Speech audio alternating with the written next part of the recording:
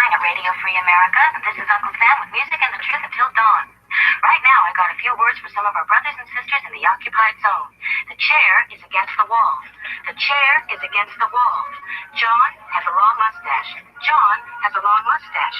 It's 12 o'clock, Americans, another day closer to victory. And for all of you out there on or behind the lines, this is your song.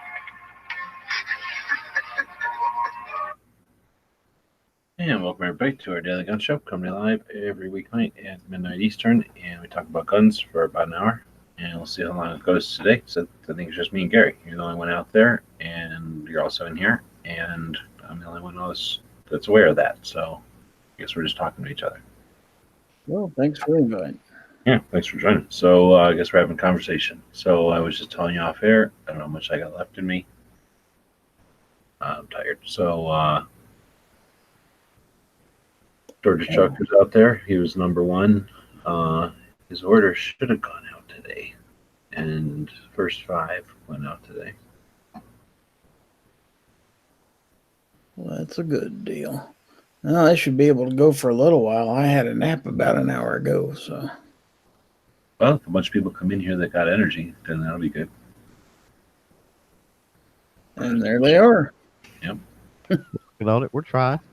So start the day with that horse doing early watch. And now, oh, look at this. Look at this. Hey, look at what's going on right here. Look at this. Old lady cat just jumped up on me. So, I guess. Old lady cat. Do they have names? I call this one the other one. There's one that's called Fluffy, and then this is the other one. Fluffy? So she's less fluffy. This one looks like every other cat I've ever had. I always have cats that look exactly like this cat here. Yeah. Just looks like a black cat with short hair, like normal hair. I thought they were puppies. I thought they were just babies. But turns out they're 16 years old ladies. So, yeah, I took them home today. One got the patches that like, ow, ow, ow. They have claws. At like 11 or something, I went and got them. What are you climbing on me for? I was just climbing on me. I got them the patches and then went over and picked them up from where they used to live, and nobody else wants them. So now they live here. And then since then, I took them home, and they have like a fancy box or whatever you want to carry them around in, where it opens from the front like everyone I've ever seen, but then it also opens from the top. I don't know why. So I open the top of it and the side, and then they have like kind of a place they can hang. But they just booked out of there at some point, and my house is not tidy, so they're just gone. And I figured, well, they're either going to go die in a corner somewhere, and I'll have cat stank in here, or they won't. And now, however many hours later, this one came out. Stood on me for a minute or two. Now she's walking away.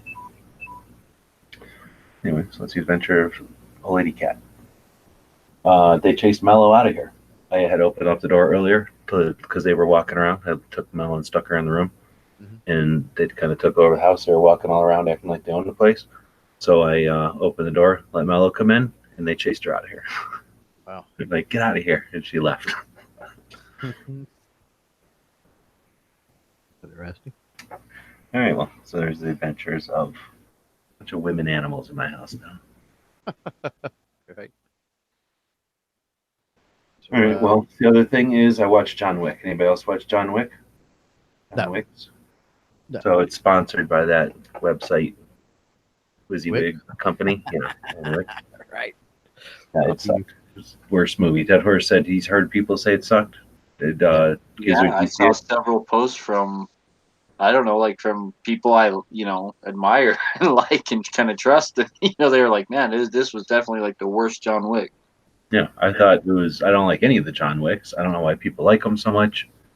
I mean, I guess I understand, but they overlook so many things that I can't stand. This one just had horrible, horrible things. We'll show you off air maybe. This makes no sense, and it was so distracting. I didn't like it, and it wasn't anti-gun, but it certainly wasn't like pro-gun or all that even gun interesting. It was a lot of karate fighting in this one, kung fu or whatever. Yeah. Anyhow, Yeah, I heard. The one thing I kept hearing over and over again is, and again, I haven't seen the movie, so I don't know, so it's not a spoiler, I guess, but I heard that the movie was bad, but the dogs were good. in the movie. So whatever that means, we all know that there's always been at least one dog kind of involved in the Wick Oh no, movies. so movies, dogs in Wick movies. I mean, more often than not, they're getting shot, and they do get shot in this movie. I guess that's a spoiler, but there's a blatant pit bull. What's it pandering in this movie? Wow. Yeah, they make this pit bull drive around like people in the back of a cab, getting treated like royalty. Obviously, the people that make this movie own pit bulls, are in the pocket of big pit bulls. This movie is all 100% pro pit bull, and then which is fine. But they also like give it they're pandering to the pit bull. It's crazy, but German Shepherd wins this movie, or whatever the German Shepherds are, the dog or that canine handlers use now, Malinois or whatever they're called, probably because they're smaller German Shepherds. But they're working dogs, yeah. And they, Holly Berry, right? I wasn't paying attention. I've seen it 3 times, I think now. But at one point, she has a dog and it gets shot, and then later on, she has 2 dogs. So I don't know what happens. Maybe that's a spoiler, but it's like they clone the one dog or something because all of a sudden there's 2 dogs that are exactly the same. And it's pretty neat because she can just yell stuff and they do what she do her bidding. Mhm. Pretty neat. Anybody seen Holly Berry shooting at Taryn's place? Yep. Yeah. Right, so that part was good and almost identical. I mean, because she kept shooting with that 9mm dumb pistol, AR pistol thing, carbine looking thing. Like she's using that same thing in the movie, so she's obviously training with the same gun from the movie. Like that's the same gun. So it's really interesting to see the movie, and then you're watching, basically the same moves. Not maybe the exact same moves, but really close to being the exact same thing she was practicing in that YouTube video, which I guess is better than not practicing anything, right? Mm-hmm. Yep. Let's see.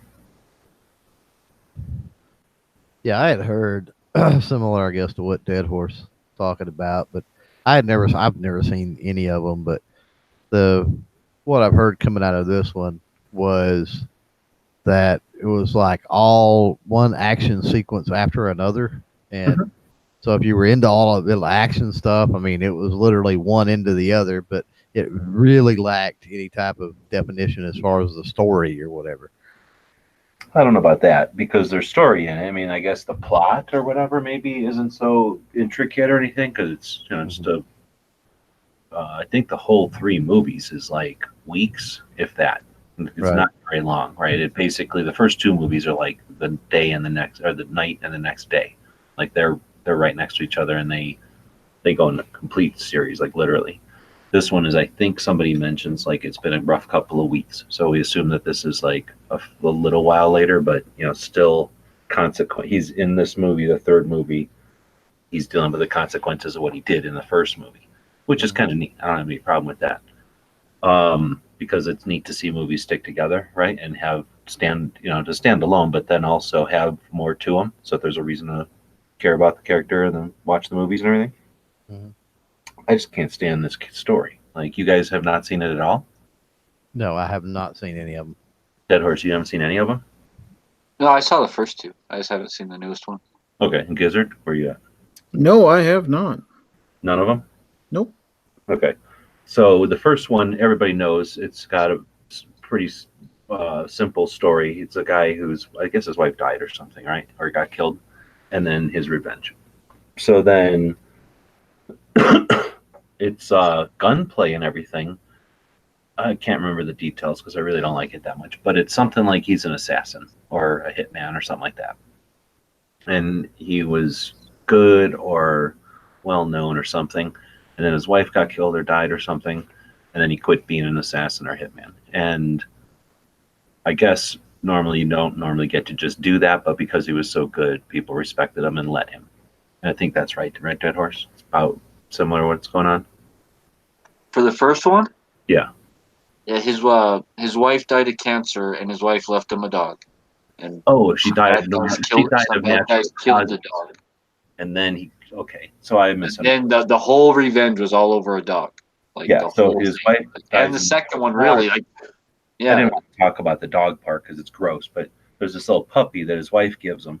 I thought his wife had died, like they killed his wife, and then they killed his puppy also. And I was like, oh man, what dicks. So his wife dies of cancer, and then gives him a puppy, and then the And he bad was guy an comes along ex-mob and kills him. hitman that had gone through a bunch of stuff to basically get out of the mob to be with his wife, to live like I guess like a legal living or something, right? So Yeah, like he like kind of put his crime days behind him and he basically retired from like the hitman business, right? But you know that but he didn't get to enjoy that very long basically, like it seems to be like maybe like it was like 2 or 3 years is all that he really got to enjoy that for. And then in order to get out of that business to be with his wife, he basically had to promise a favor to somebody, because he needed their help. And then that's how number two plays out, is they come back asking for that favor, like, oh, you owe us. well, okay, so now you're getting into more of it. But basically, the first one is it sounds like a regular story, right? Hitman, wife, something happens. Now he's got to go into action to revenge, whatever. In this case, I didn't want to get into it, but they kill his fucking puppy. So he's got to go kill her ass for killing his puppy. But I thought it was his wife also. But I guess, like you guys are saying. So that sounds like a normal story. Like, oh, that sounds interesting, right? However, what he's not talking about is the part that I can't deal with John Wick. 50% because I don't really like it, but 50% because of this. And that is that the bad guys, the hitman mob or whatever he's talking about working for, are like this like crazy steampunk fantasy giggle snort hotel lurking in the basements of hotels using some like hybrid steampunk version of like an abacus mixed with like a 1970s computer mixed with like mechanical like cash registers, like they just took all this crap and like combined it together. It's being run by like these girls that look like they're from like a Stray Cats video, right? And old ladies, and like somehow they speak into like microphones, and that gets transmitted to the whole underground of the whole world. It's like this just unrealistic steampunk garbage. And then like he's saying, like there's favors are these obnoxious like gold pieces of giant jewelry crap that you carry around, and it's got like blades in it, and you have to like cut your finger and put blood in there, and somehow they can do DNA evidence and know that it's your blood. Just ridiculous. And there's these The stupid operators, contracts. What? the operators for the contracts, like a whole like call center of like all these women. Yeah, like it's just I thought it that makes was like no just sense. really It's like the dumbest, stupid sci-fi garbage, and it's just like and you're just supposed to take all this and go, oh, okay. So I guess criminals or crime is like completely, underground. Nobody knows about crime, except that at the same time, everybody knows everything that's going on with all crime. Like as soon as John Wick's a bad guy, like the entire planet knows it. Like a minute ago, no one even knew that there were bad guys. Like nothing lines up, and it just makes no sense watching these movies. I can't understand it, and everything's like big ass gold coins. Like it seems like a video game. That's why I was asking Matt today. Like it's just like this third one, especially like you were saying. I never thought of it that fight way. after fight after fight. It's all just video games. It's like power ups and life and healing and getting these gold coins, and then like bosses and levels. It's literally like watching somebody play a video game except with real life, and you don't get to like even, at least when your friends yell and you can say go over there, or like fight that guy again or something, right? You can't even control it. You can simply watch. And then here's the worst, and so that's the part about John Wick that I don't get. And I've seen the first one. They kill a dog. I can't deal with that. Like, why do you don't need to put that in art? There's certain things you just don't need to have exist in art. It's one of them. I don't think you need to put that in art. I mean, it might happen. I don't care. There's lots of things that happen you don't need to put in art, and that's one of them. So, smash a gerbil or do something gross to a fish. Leave the fucking dogs alone. But second movie, they start pandering to pit bull owners, and that's where the pit bull owners they can't help it. They're beaten all the time. They're like abused wives. Like they as soon as somebody's nice to a pit bull, they have to like it, right? Because people are so mean to pit bulls all the time, and I think that's unfair to pit bull owners. I will say, after I watched the bootleg version of John Wick, where a guy took audio from Bill and Ted's Excellent Adventure and put that into the whole movie's basically audio cut and spliced from one movie to the other, it made John Wick such a much better experience. I will say that. So you're saying they take Bill and Ted's and put it on top of John Wick? Not like it wouldn't be like starting them at the same time. So like a guy selectively went into Bill and Ted's and cut out random audio bites to fit John Wick, like to make it fit, right? Is it called Nerdist Remix, or is that a song? No, I think it's called like John Wick's Excellent Adventure. I think is what it's called. And but it made the movie I'm sorry, I couldn't help but laugh during that. I mean, it totally changed the entire movie. It totally changed the entire movie. I laughed during the entire movie. So.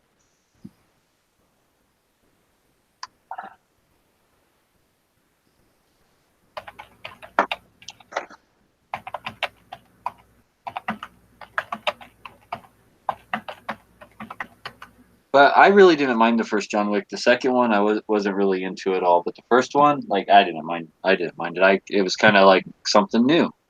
It really was. It was kind of something new. But the second one was just like, they're just kind of they're going to beat this drum to death. Like, that's the. I got that impression. Like, as soon as the second one came, I was like, yeah, they're going to beat this drum to death. Yep, I agree with you. And like I said, the first time, I didn't like that whole like crazy underground gold coins, weird like syndicate being controlled by old ladies in the basement thing. But yeah, as soon as they like doubled down on that stuff in the second one, and like in this one, so in the first one, he minds his business. He gets out of the mob in like the right way, right? Does whatever he needs to do. I'm gonna go live with my wife. I'm out, and nobody's gonna try to kill me. I don't owe nothing to nobody. I'm just out. And everybody's like, you're good enough. You deserve it. Like, go ahead and be out. Then his wife dies. Somebody kills his dog, so he's back in. And then I think in 1 and 2, it's sort of like, hey, you said you wanted out, and now you're in, so now we're going to kill you. Which is sort of, I can understand, like, people don't want to be dicked around when they're all criminals, right? So I can almost understand it. But in this one, it's more like, oh, remember this guy who, you may or may not realize all of his, comings and goings. Well, guess what? Now open season. Like everybody, there's a $14 million bounty on his head. So you want $14 billion, kill this guy, right? So that's how this one starts, or like the other one ends, I guess, because he made a choice and that was sort of the consequence of his choice, if I remember. So that's sort of how that one ends. It's that he's about to be on the run, and that's where this one starts. Like he's got, I think, 5 minutes left, and he's gonna be like everybody's target, right? So there's just an old lady in the basement saying this into a microphone, like excommunicado in 4 minutes, John Wick excommunicado in 3 minutes. Like who the hell is she saying this to? There's like every criminal have a radio that they're listening to dialed into some special radio station that the police don't listen to.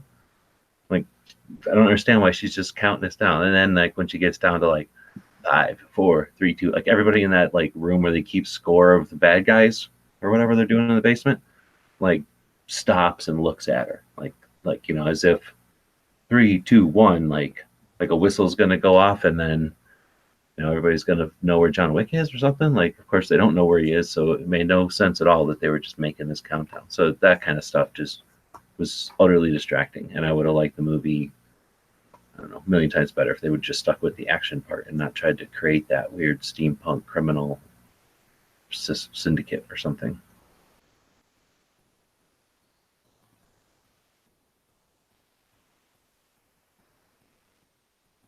Okay. So wait for Red Box. That's what I'm hearing. I don't even like it. I wouldn't watch. I don't understand watching it, but I haven't watched not having watched the other ones. I mean, it doesn't sound like I've missed anything, but I really don't get the gunplay. People really like the gunplay. It's like it's not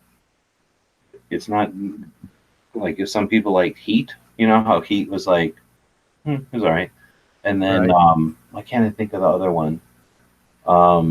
With what's his face and the other guy. At the end, they're having a gunfight, and they have to jump into a fountain, and the fountain's full of glass. It's an empty fountain, but it's full of glass, and like a kind of a weird old abandoned Spanish resort or something.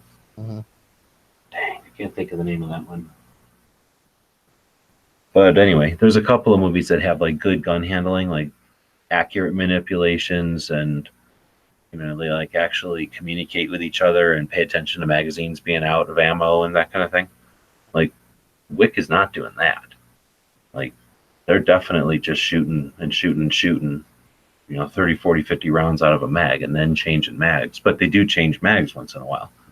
Just it's distracting when a show does change mags wrong.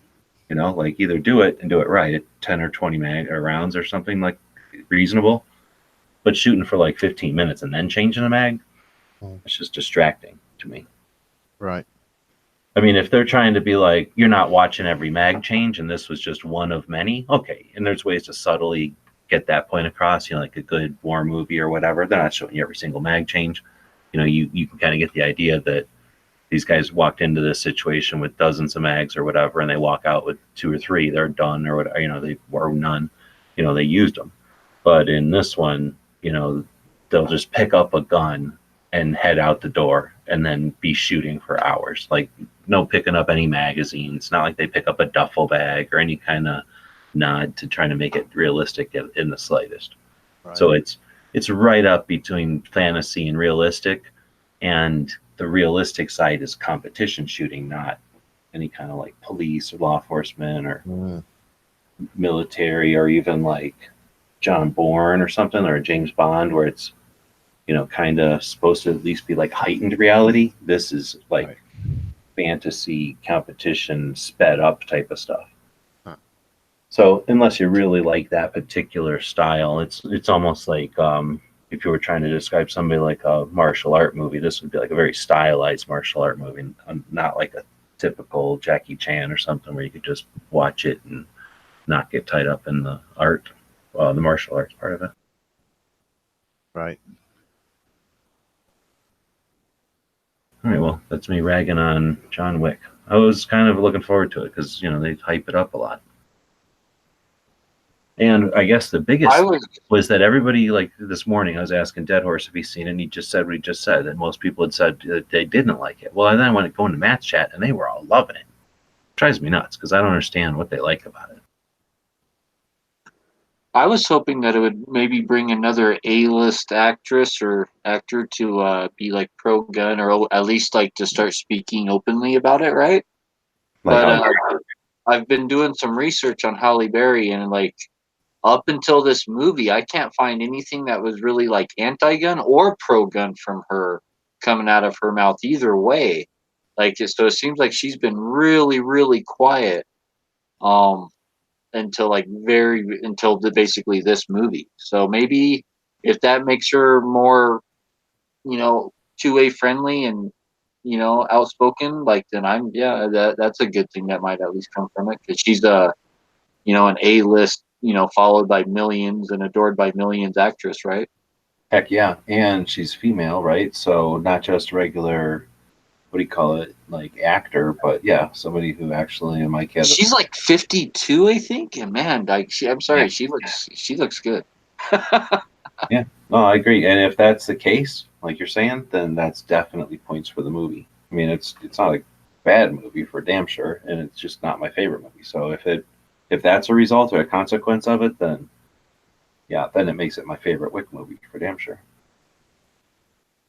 But just the idea that she went out and thought about it and trained, or that actresses and actors are aware and willing to put in a little extra effort like that, and that the places like Taryn are, gonna let them in, then again, it could be a pretty bad movie if it's getting. I still have a problem who cares, with Taryn. right? I still have a problem with Taryn. Because What's there's a list. Well, there's a list that you can find online of all the movies he's worked with and all the people, actors he's trained, and all that.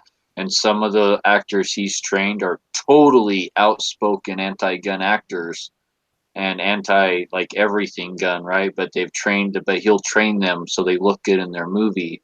And yeah, like what are you gonna do? But still, I wish the guy didn't do that, right? Like, Well, I mean, you Well, I don't hear you. know. It's valid too. Well, I don't know that anybody's ever, necessarily asked him or whatever, but you know, it's one of them things. If you've got access, I mean, that's your livelihood and all this other stuff. I get all that, but what if it's one of them things? I mean, you don't. They can be anti-gun, and then what is the probability that somebody could be anti-gun, and then they run through his training and whatever, and maybe they at least have if they don't become pro-gun, at least maybe they have a little better understanding of things. Isn't that possible? not in Hollywood. Well, you say that, but I mean, there's a lot of Hollywood that's in the closet, a lot that just don't say anything one way or the other. That's like what I was saying. That's the way I think Halle Berry's been until recently. Well, So it seems like at a but certain age, there's right? literally really pro-gun or anti-gun people that have been anti-gun there for the last like 20 years and stuff, like, and totally anti-gun, right? So, Mhm. and he's like, oh, like, you'll pay me to train you to look good in your movie, sure. So I don't care. I got a problem with that. So But you it know, kind of makes you wonder. I mean, Clover brings up a good point, and you go a little further with that. How many of them are really anti gun, or they claim to be anti gun because that's the way you get work in Hollywood? Because think about it. I mean, think about a lot of when you look at the pro gun, a lot of the more outspoken pro gun, they're older people in Hollywood, right? It's like they've made their money, they've invested well, they don't give a crap really whether they make another movie or not. It's not so they start being a little more outspoken and a little more outspoken as they go along. So you could say yeah, I that mean, about the general population. Being young and being liberal or that's Democrat and getting more conservative as they there's get some older. no, there is some truth to that too. I think Yeah. yeah, I think there's a reflection there. Sure. But I wouldn't I mean, it's easy to look and go, "Oh, they're anti-gun." And it's like, but if they're trying to play the game because that's their livelihood or whatever. Now that doesn't make them I mean, that makes them hypocrites in a way. That doesn't make them staunch 2A people or really even 2A people at all, you know. Um, but it's potentially better, I mean, if we could, I guess what I'm saying is if we could stem a social tide or stem the tide from a social standpoint of this, anti 2A, anti firearm, rhetoric and everything that's out there, if we could stem that somehow and potentially even reverse it, could we see more people in Hollywood maybe not being quite so vocal because they don't feel that they have to, as far as on the anti-gun side or whatever. Yes, definitely. I think that's the ultimate goal, right? Is just to get everybody to shut up about it again. There was never a time when Hollywood was like, "Hey, look at me! I'm the guy with the gun." Like, remember how guns are so popular, and I'm the guy with the gun. Like, there was times when Hollywood just didn't care about guns, and they were in some movies and they weren't in other movies. And then, at some point it shifted, and all of a sudden, the tool or the machine or the item, the property became this massive focus. And like you say, I don't know. I don't want to give anybody a pass because if they don't care at all and they're saying, yeah, we hate guns just to get a job, well, then that's as bad as saying, like, any other bad social ill, just get along to get along. That's a decision you make, and there should be consequences. And consequences can be, I don't want to watch your movie, which is the ultimate consequence for an actor, right? So I think there should be consequences when they come up anti-gun, especially if they're doing it casually, or even more, not more so, but at least as equally when they're doing it casually, because it's something that they don't have to do. They're only doing it, like Gary's saying, because they probably think they're profiting from it. But if there's negative consequences additionally, Mhm. then they might just shut up about it again and not have an opinion, which would be ideal, right? Because we don't need them influencing all that. Right. But it's, shaking our fist at whatever. I say bake some bread. Screw Hollywood. Bake more cakes and let them rot and be as anti-gun as they want as they wither away and get old and stale and nobody watches their stuff and they can have whatever opinions they want themselves and create more content for people that are interested in places and things for people to do that are alternatives to that. And then we win by removing that from our society, period. I mean, Hollywood was a neat, interesting aspect of our country, but I don't know if we need that going forward forever, right? As our contribution to the planet, like we entertain people.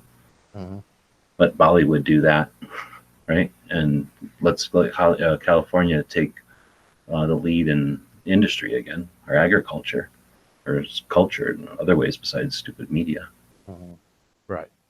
I mean, literally, they made Hollywood, but then they also made Silicon Valley. So they've made the next wave in communication also. So, right.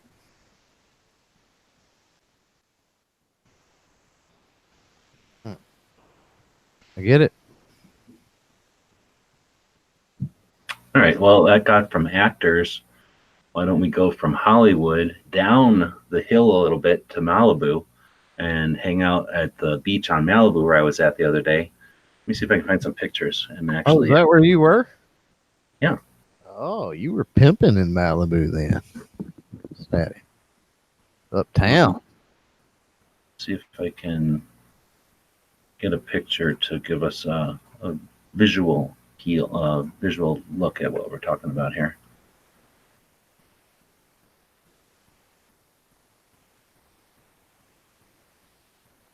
So yeah, I went to California to grab this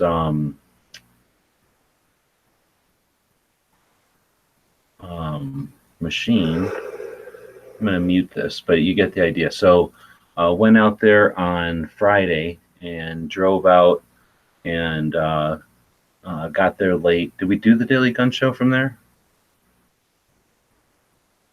Nope. No, I tried to, but I couldn't. My stupid laptop was updating. That's what happened. So I got there and just slept underneath the overpass type of place. Just found a place to sleep for a couple hours, and then at 6 a.m. you can go to Malibu Beach and just park there for free. So at 6, pretty much, I went over here and parked by the beach for a bit and made some videos.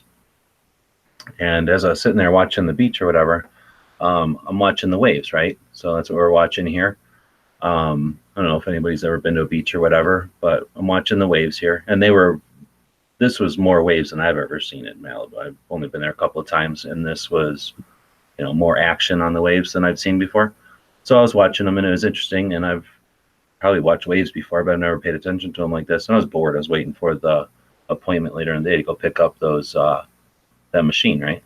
So as I'm watching these waves come in, I'm noticing, I don't know how the tide works or none of that, but you can see how the beach is here, right? And you can watch these waves, and you can tell by the color of sand or whatever, like how far the waves, each one is coming. And they're all about, hitting about the same place on the beach or whatever. And then eventually, they go back or whatever. And then the next wave comes, and they don't really, it's not like they're coming up the beach, and it's not like they're recessing down the beach or anything. They're just sort of doing the same thing over and over again, right? So I'm watching and I'm looking, okay, here comes a big wave, and then it crests or whatever it's called.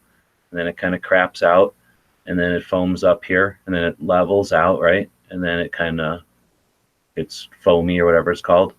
And then it gets to wherever it's going to finally go. Every once in a while, there's like a little second wave here, like this little guy.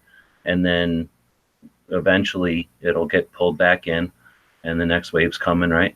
So I'm watching this, and then I start thinking, all right, so the next wave is coming. Let me go back and give us some more video. So so you get this wave, and let's think of this as like a generation, or like an effort, or like a project, or like an initiative or something.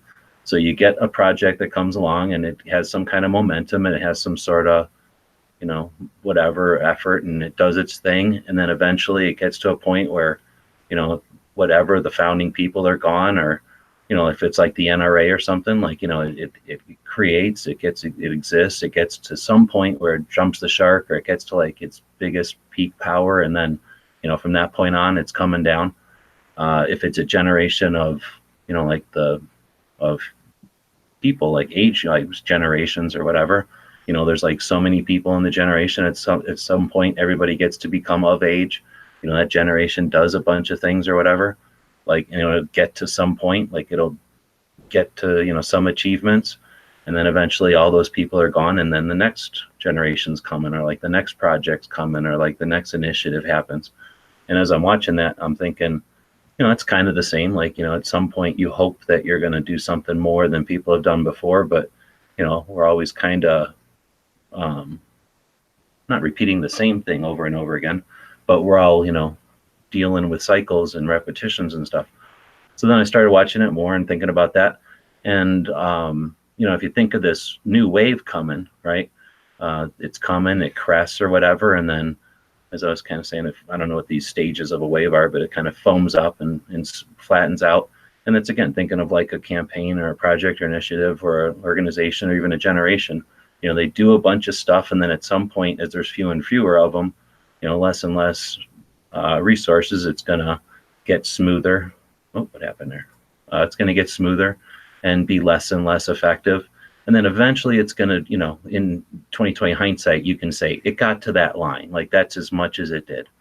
And okay, so I don't know if that's getting through, but that concept of it was being interesting. I was interested in thinking about that, how it applies to so many different things, that concept of like, it gets to a point and then it can get to so far. And then I started paying attention to the withdrawal, or like as that, let's watch another wave come in here. As the big wave comes, it'll start to crest and everything, but it's also pulling. At some point, it starts to pull the water back. So it comes from the ocean, and it's got waves, it's got power or whatever the hell makes a wave. But then it gets to a certain point and it pulls the old wave back. And I was thinking, that's, again, sort of like, somebody does something, there's an organization that, puts some effort out there, and then the next one comes along, it's using the resources of that first one.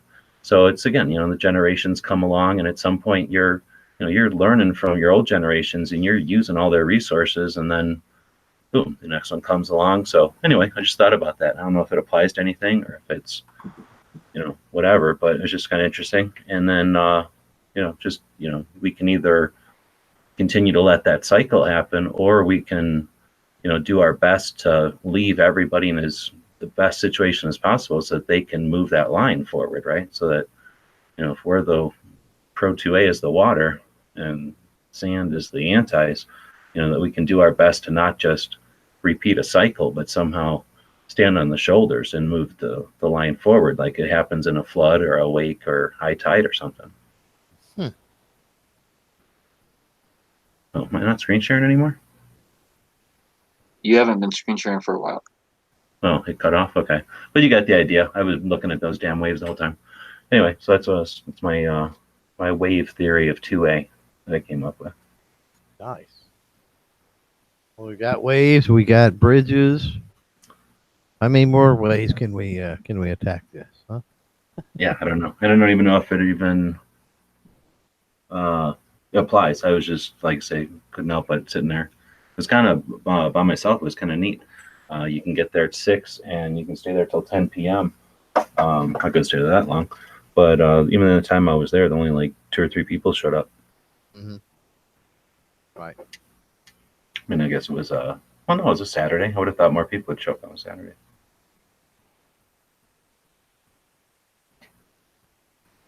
Cool. All right. Well, I was screen sharing for some of that, wasn't I? To show the, like, what things I was talking about with the wave. I don't have my stuff on to see, so I wouldn't know. Okay. Well, it's just like I say, I was just kind of seeing some of the parallels there with fights, and I was just sitting there thinking, like, if we just sat there doing it, like, I don't know, I'd be using the analogy of I ambush a lot, back in the day when I would try to drive my frustration with the same thing happening, and us getting frustrated that we don't get different results. I'm like, well, shit, we haven't done anything different. They come along, they smack us, we react. We don't do anything proactively. We react every time. So it's Right. sort of like watching those waves. You know, they don't do anything. They're not thinking. They're not sentient. They're, you know, they're complying with the forces of nature or the forces of science or whatever you want to call, like the, you know, the mathematical or whatever, the gravity, whatever, you know, is pulling them. Where, you know, we're not. We're sentient. If we can decide, like, hey, wait a minute, you know, if those people got to that line in the sand, then why do we have to come way back here every time? We can move forward a little bit, you know, and then the next people can move forward from here. Right. Yeah. So yeah, that would have been a lot better if I was screen sharing the whole time. But you can just let's rewind that, listen to it, and look at a picture of waves hitting the beach.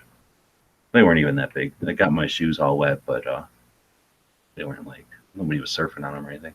And I think that might be, I don't know enough of the dynamic out there, but I think there might have been surfing better on another beach maybe. So everybody went to that beach. That's why the Malibu one was empty. Like maybe if the surfing was good that day, I probably wouldn't have been able to park there. Right. Was there is there like a season for surfing? I have no idea. I don't think so. I think there's a season for, like, you know, out of towners to surf, you know, when they're on spring break, but I don't think people that live there, I think they surf whenever they feel like it. Whatever they I want. think. Yeah. I mean, there's probably seasons when there's like better weather that brings bigger waves and stuff, but I think if they're, I don't know, just from watching surf movies and stuff, they go out and they surf no matter what, you know, they're just, it's like skateboarders. Gotcha. I didn't know if there were there was regulations, beach regulations or something, you know. Oh, that I have no idea about. But there were people already out there surfing when I went out there. I don't know if it was like, I mean, couldn't have been that good of surfing. You saw what the waves were like. They were barely up to your, if you stood in the water was as deep as your knees, and then, you know, the waves were up to your belly button or something. Like they weren't, you could probably move on them, but they weren't exciting or thrilling or anything. They were like little baby waves. Right. There are big rocks out there, so I guess it might be dangerous. Right. But I have no idea. Some guy got on one of them pieces of wood, boat without any sides, surfboard basically, and then you stand on it and you paddle around. That guy got out there and went out from the beach like quite a ways. Like I couldn't have hit him with a rock if I would have thrown him. He was, you know, he was pretty far out there. Uh-huh. And then he went parallel to the shore far enough I couldn't even see him anymore. I figured he went out there to die because I just forgot about him. And then after a while, a long time later, he came back and I'm like, holy shit. So that guy went for a long ways. And then some sailboats showed up. And that was my beach experience. Oh, you know what else though? How about this? So I'm sitting there minding my business. Oh, do I have video of it? Yeah, video of it. Minding my business, looking out the window, or looking out at the, I guess the side of the van at the ocean. And I'm seeing if I have,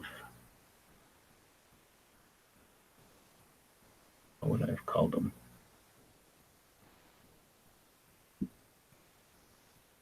There was a shit ton of dolphins went flying by or went swimming by. So really, yeah, I guess I didn't really, what do you call it? I didn't label these well, but yeah. So you know, people are all crazy about dolphins, right? You know, whatever, you're crazy about dolphins. Well, I'm sitting here minding my business. Like I said, that one guy got on a paddleboard or whatever and just left. And I'm like, that guy's gone. Like he went to commit suicide or something. He's not coming back. Like he turned into a dot and he was gone. and you know, I'm like, he's the only guy out there. So I'm like, all right, well, that guy died. You know, that was neat. So you know, whatever. I don't know where that guy went. Right. And so, but I've gotten that back in my mind. That guy is gonna come back at some point, right? Like he didn't really go out there to commit suicide. So you know, he's gonna come back at some point. So I see these little dots out there, and I keep thinking it's him, but you know, I don't know the ocean, so probably some weird shadow or from a wave or something, right? So yeah, I'm not paying attention for that guy, but I'm assuming at some point he's going to come back in from my right, from the west back towards my left to the east. And like I say, I'm not really looking for him, but you know, I'm aware that at some point when the black dots is going to get bigger and it turn into that guy and he'll get out of the water.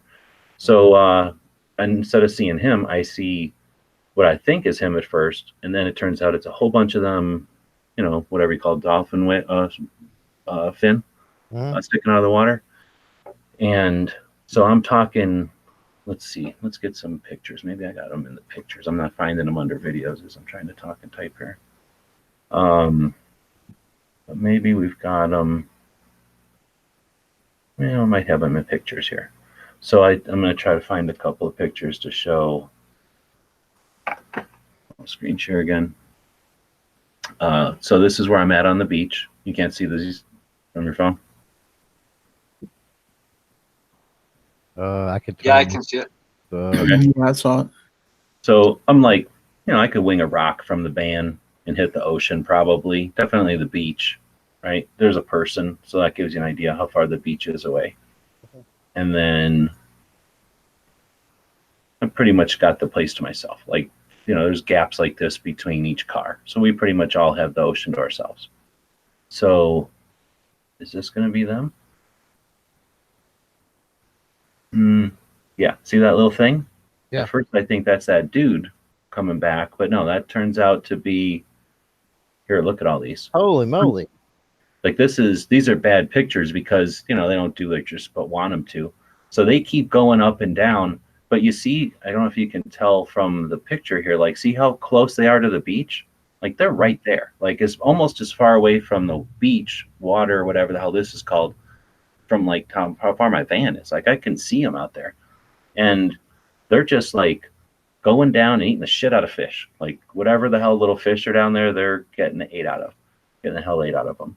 So these guys are just, and like if I'm, where's that picture of my van again? If I'm sitting here, it takes like 10, 15 minutes for them to go from like where I can barely see them to like hanging out, and they're like here. So they're like swimming right along here, and it takes like 10 minutes, and then there's a ton of them. There's like 30 of them out there, and they're just like diving down, eating a fish, doing something, and then they'll like, how they'll look down, like they can bend kind of in the middle, and then they slap their tail to go underwater. They were doing that a lot. Like they would slap their whatever tail fin to go down. So anyway, it was really neat. And I don't give a shit about dolphins, but now I'm like, oh, I can totally understand why people dig dolphins. If you were just minding your business and this 30 dolphins spent like 20 minutes fiddling around in front of you, like far enough away that you could go out there and swim with them. Like if I didn't have to worry about the dog or whatever, pretty sure I could have just walked. Look at how far close there. I could have just walked out into the ocean. I jumped up on the back of one of them, swam around, had a good time. Right. Yeah, that was pretty neat. Had to learn to speak dolphin first, maybe. Something like that. Something like that. Yeah. Some believe the dolphin might have been the first animal domesticated by man. Believe it or not, if you believe in the aquatic ape theory. All right. I was gonna say because like maybe if you lived on the ocean and then like they scared away sharks or something. No, it's a real credible theory. It has a lot of actual traction behind it. It's not some crackpot theory, like actual like scholars and PhDs believe this. That the missing link, the reason why we can't find the missing link is somewhere in our past when between the trees and the savanna, we went from the trees to living a lot in water and eating fish, stuff like that. And the extra protein and creatine and stuff from all the extra fish meat is really what helped our brains develop. But we spent so much time in the water, and that's how we lost our body hair. And they have so many good reasons, like why we turned out the way we are because of this theory that other, theories don't go into. It's quite interesting. No, I agree. I think it makes a lot of sense, and that's why you don't see remains, right? Because they'd be in the water, and that means they'd be smushed up and eaten and whatever. Yeah.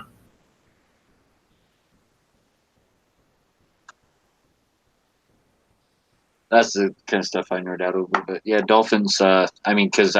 Dating back as far as you can go in history, like Sumerians and Egyptians, they even talk about dolphins and sailors and the relationship, and just they've always just been like have had this relationship with man. Saving people, sailors. Saving us from sharks, all sorts of stuff like that, right? So I can go two ways with the gun shop of the day today. One is with the Canoe Reeves and his acting roles, because one of the places I went, here we go, would have been in San Dimas, California. So San Dimas is where Bill and Ted's was from. So I went to this Planet Fitness in San Dimas thinking it would be open 24/7 like every other Planet Fitness in the world, except this one was closed at 10. So look over, and here's a gun shop. So I went over and looked at that gun shop, and it's called Sure Shot Range, I think. No, Sure Shot. I posted it on Instagram today. I forget what it was called. Sure Shot something. And I guess they have a gun shop in their training facility, and must have been there for a while. Anyway, they right there next to a smoke shop, so I thought that was kind of funny. They need to put a liquor shop in there, and then the ATF could set up a branch location.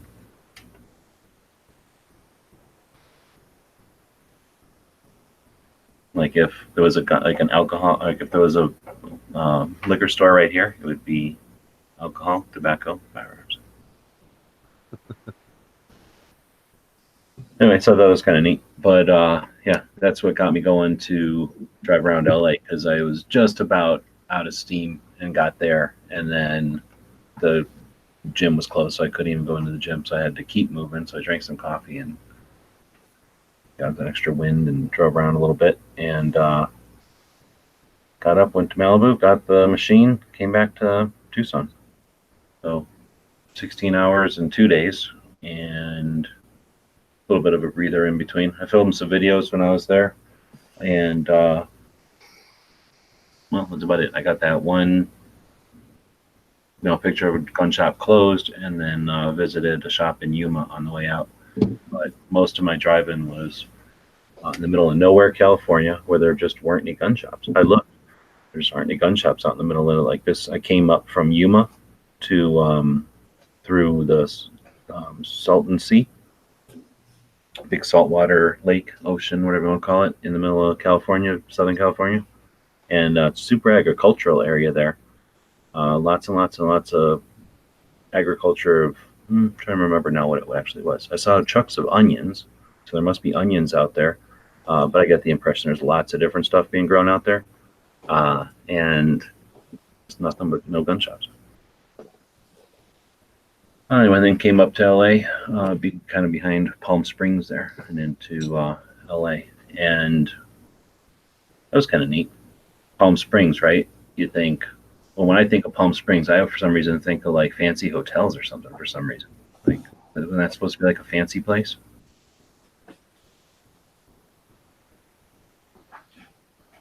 Yeah, I thought it was where like a lot of the rich Hollywood people live that cannot afford Beverly Hills. Yeah, exactly, right? But it's way far away, so I can't imagine anybody really lives there unless they fly over there. Like if they take helicopters over there, they're that kind of rich, then yeah, no problem. But it's like behind a mountain and all that. But this time I never had driven that far. Well, I never driven between, I guess that would be like 8 and 10. No, 10 and whatever the other road is that goes, no, that would be 10 and 8. I don't know, whatever. I never driven between Yuma and LA. And I think they call it Palm Springs because there's a ton of palms down there. And at first I was like, they growing all these palms, like, because I was thinking, whenever I think of palms, I think of landscaping, right? Putting ones in front of a house or something. They got tons and tons and tons of farms, like of making, just rows and rows and rows of palms. But then I was thinking, it hit me, I bet you it's palm oil. Like, I'll bet you they're making actual commodity out of that palm, not decorations out of those palms. Palm olive. Yeah, exactly. I mean, palm oil, it's in a bunch of stuff, and it has to come from somewhere. So I'm wondering if they don't make palm oil or whatever hell else they make out of palm trees in Palm Springs. Because there's a lot. I mean, a lot. I mean, at first, like I said, it's like driving, and I'm used to seeing whatever you call it. It's not really an orchard. I don't know what you call like a farm of ornamental trees. I see them all the time.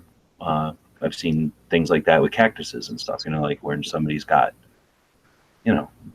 land and they grow a bunch of whatever because they know that somebody's going to start a housing development. They're going to need 3,500 of these kind of trees or something. Anyway, I was just like, wow, who's going to use all these damn palm trees? And who's going to drag all these giant palm trees? They can't use them all in California, can they? But anyway, be curious about that if anybody knows about if there's agriculture coming out of Palm Springs or if it is just ornamental palm trees down there.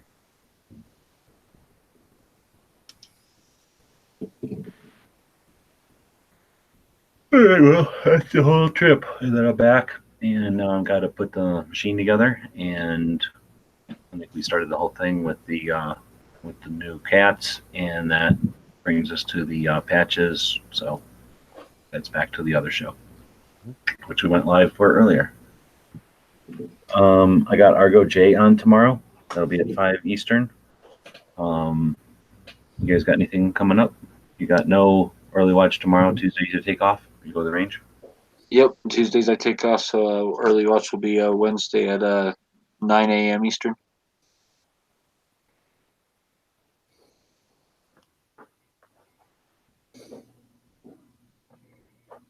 Oh, I muted Clover. You did a show today. You don't got any shows tomorrow? Yeah, nothing tomorrow. I'll be not radio silent, but Thursday night will be the next one for me, and then Friday, of course, the podcast releases, and that's a pretty good one.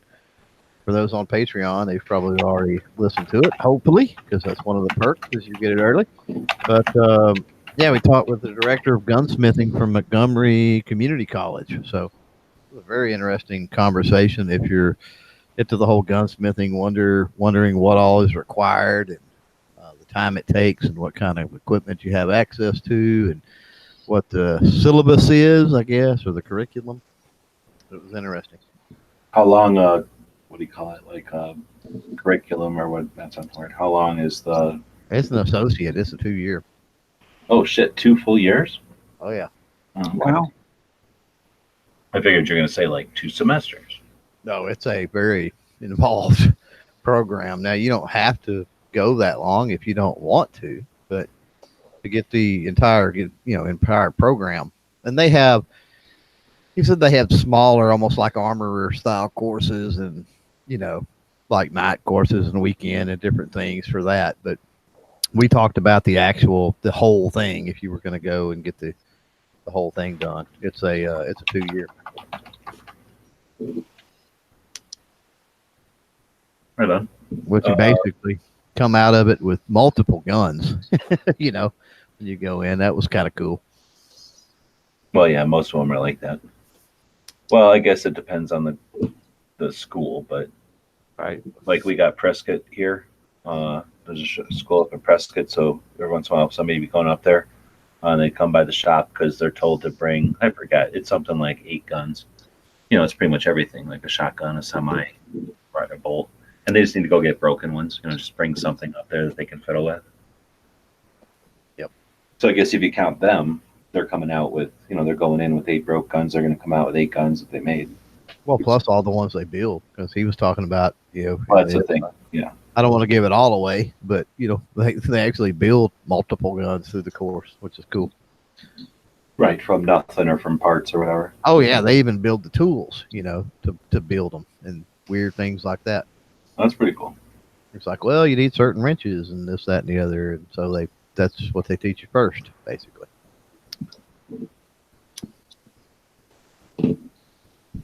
Gizzard, anything coming up extracurricular this week?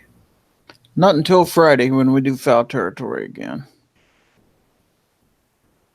And I guess that'll do it. So, there's something else I was going to mention, I guess. But I can't remember what it was. So, I'm really tired. Thanks, everybody, for joining us for, it seems like an abbreviated show, but I think we went for almost an hour anyway.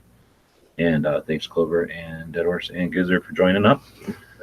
This is a panel discussion, so if you'd like to be part of it, let us know on the Gun Channel side. And we'll be back tomorrow for episode 821. Let's see. Go look over here real quick.